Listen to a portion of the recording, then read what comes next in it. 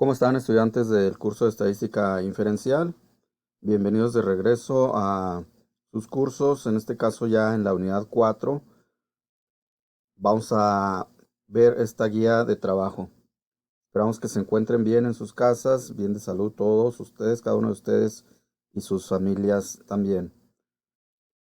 Para iniciar este curso les solicito entonces que elaboren por favor la portada de la unidad 4 para a partir de ello ir colocando cada uno de los trabajos y asignaciones que se solicitan en este curso.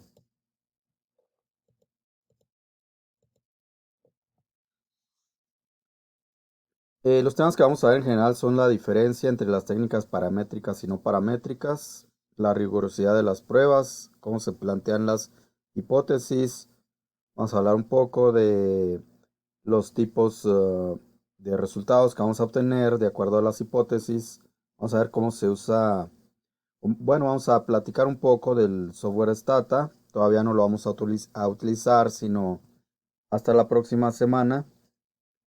La solicitud de respaldo de los resultados con la literatura, como se hace siempre con biblioteca virtual. Y en cuanto a los recursos de trabajo, pues los trabajos se entregan en formato Word. Las bases de datos se les entregan a ustedes en Excel y se utiliza el software de Stata para realizar las pruebas estadísticas. Las diferencias entre una prueba paramétrica y una no paramétrica son las siguientes.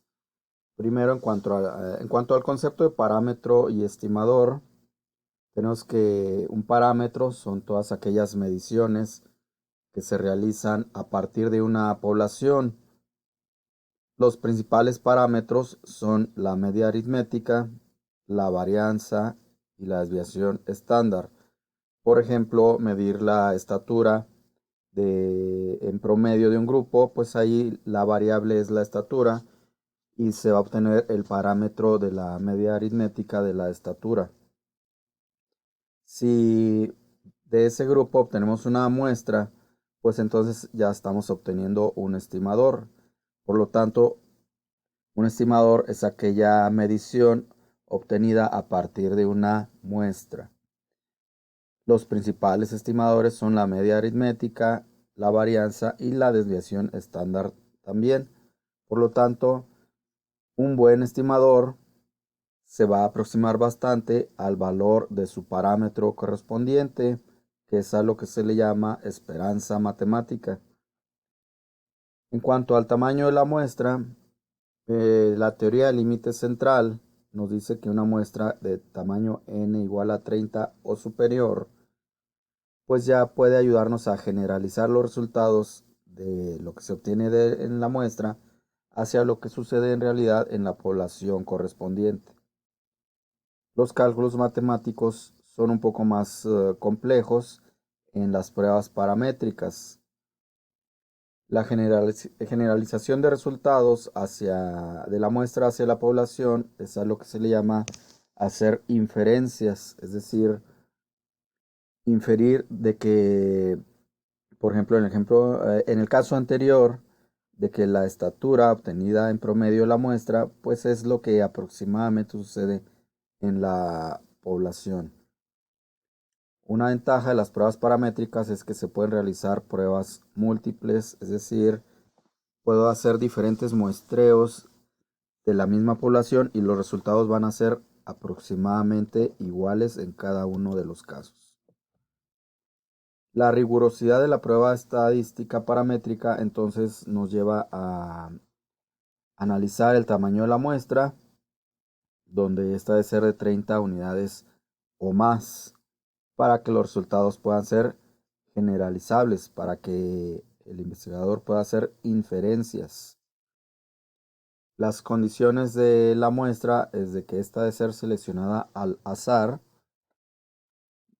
Está la homocedasticidad. Este concepto nos dice que la varianza de los errores de cálculo es constante. Es decir, si se realiza una prueba varias veces, pues los errores siempre van a estar ahí, pero de la misma magnitud. Y la muestra debe ser insesgada, es decir, el investigador reduce en lo máximo posible el error de selección. Por ejemplo, si hay ciertos individuos con unas características que uno dijera, pues sería interesante que ellos estuvieran en la muestra, pues para la estadística paramétrica la cuestión es su selección debe ser totalmente al azar, sin intención alguna. Y si no los seleccioné, pues no fue a propósito, sino que simplemente fue cuestión del muestreo al azar el que no me permitió seleccionarlos. Otro concepto es la significancia, donde utilizamos la confianza generalmente al 90, 95 y 99% de la prueba con sus significancias correspondientes de .10, .05 y .01. Esto para las pruebas de dos colas, como se observa aquí en este caso, la curva normal. Está también el valor P, que es la probabilidad de cometer error al rechazar la hipótesis nula. Es decir, bueno, en la vida pues siempre estamos en la situación de tomar decisiones y luego uno se pregunta si la decisión que ha tomado uno pues es la correcta o no. En la estadística, por lo tanto, el valor P nos ayuda a reducir al mínimo posible el margen de error que estaríamos cometiendo al rechazar una hipótesis nula.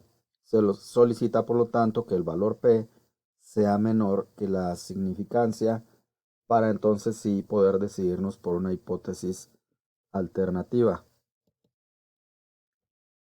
Algunas pruebas paramétricas son el z-test, chi cuadrada, t-test o t-student, la prueba de ANOVA y la prueba de regresión lineal. Z-test o C-test se utiliza cuando las muestras están muy bien diseñadas, tienen un buen tamaño, la selección fue al azar, se conoce bien cómo se realizó el procedimiento. Entonces las condiciones son ideales para realizar una prueba de Z-test, donde principalmente se comparan los valores de una media aritmética de una muestra y de otra. En la prueba de chi cuadrada, que ya la hemos realizado varias veces, aquí las variables son cualitativas y se busca la asociación entre ambas. Las variables cualitativas se dividen en categorías, por ejemplo, la variable sexo, las categorías son masculino y femenino. La categoría raza las puedo dividir en categoría de hispano, anglo, asiático, afroamericano, etcétera. Puedo dividir la variable nivel socioeconómico en las categorías alto, medio y bajo, o incluso otras más. Puedo utilizar la categoría de opinión sobre algo con las categorías de respuesta bueno, regular, malo. En la prueba de t-test, conocida también como t-student, esta prueba se va a utilizar como alternativa a z-test. Muchos investigadores prefieren utilizar t-test ya que pues generalmente no se conoce bien a bien cómo se toman las muestras o quizá el tamaño no es muy grande, etcétera. Entonces la prueba de t-test otorga un poquito más de seguridad en cuanto a los resultados, un poquito más de seguridad en cuanto al resultado, de cómo este se puede interpretar, dada la situación de que hay algunos factores que impedirían que se realizara el z-test. Por lo tanto, el investigador prefiere t-test o t-student. En cuanto a la prueba de ANOVA, conocida también como análisis normal de varianza, pues en este caso se tiene una variable dependiente y se va a observar cómo ésta se comporta frente a otras variables. Es como cuando uno va a bailar, pues no es igual bailar con una persona que con otra. Entonces, según la persona con la que uno está ahí en la pista, pues es el comportamiento de baile de uno. Igual sucede con las variables. Una variable se va a comportar diferente frente a una o frente a otra. En el caso, por último, de la regresión lineal, esto es como en el ejemplo de los ejercicios que resolvíamos en primaria, de ubicar en un plano geométrico los valores x y y. Entonces, en la regresión lineal hay una línea que se llama la línea de regresión que busca tocar todos los puntos trazados en el plano. Esa línea tiene también una ecuación que es con la que se pueden hacer predicciones de eventos posibles. La ecuación simplemente consiste en sustituir valores de x para obtener diferentes valores de y. En general, estas pruebas utilizan variables del tipo cuantitativo, excepto la prueba de chi cuadrada, que son datos cualitativos.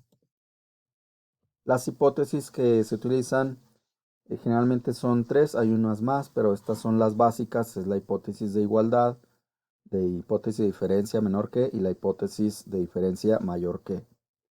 Un ejemplo de hipótesis de igualdad nos dice que se plantea la hipótesis de que dos grupos de personas bajo control tienen el mismo nivel promedio de hemoglobina. La hipótesis alternativa pone en duda lo anterior y dice que los niveles promedio de hemoglobina son diferentes de un grupo a otro. Aquí no importa si son mayores o menores, simplemente que sean diferentes.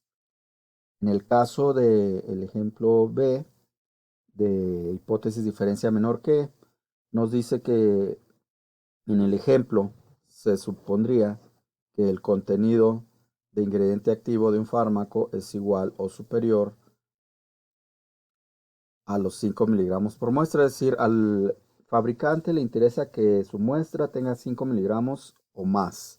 El problema sucede si la muestra trae menos que el parámetro de los 5 miligramos. Es donde entra el investigador a hacer muestreo y plantea la hipótesis alternativa diciendo que el contenido de ingrediente activo es menor que los 5 miligramos.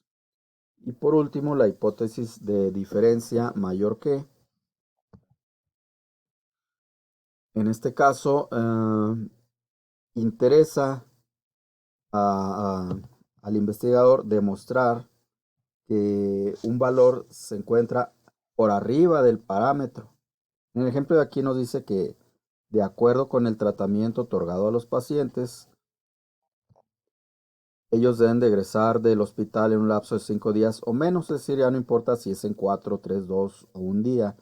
La cuestión es que sean 5 días o menos. El investigador, por lo tanto, plantea la hipótesis de que no, que los pacientes están egresando del hospital en un lapso mayor a los 5 días. Por lo tanto, se pone a recabar datos de la variable días y los contabiliza y ejecuta la prueba de hipótesis.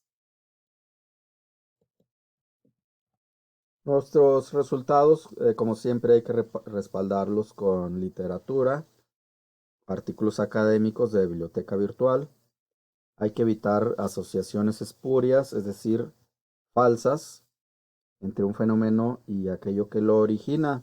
Por ejemplo, pues una asociación espuria es relacionar o asociar el promedio académico de los estudiantes, las calificaciones, con la cantidad de mascotas que tienen en su casa.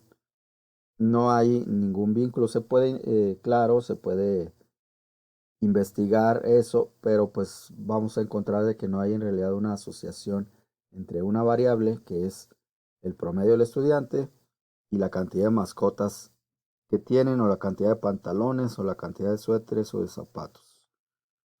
Tiene que haber otras variables que son las que sí demuestren la asociación hacia el promedio de calificación del estudiante.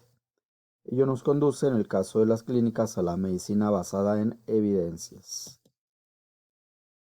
En el futuro entonces estaremos usando las versiones de Stata. Yo utilizo la versión 14. Pueden obtenerla con una licencia, un permiso. Y se va a utilizar pues en otros cursos aparte de este. Esta sería la vista general del software cuando ustedes ya lo instalen.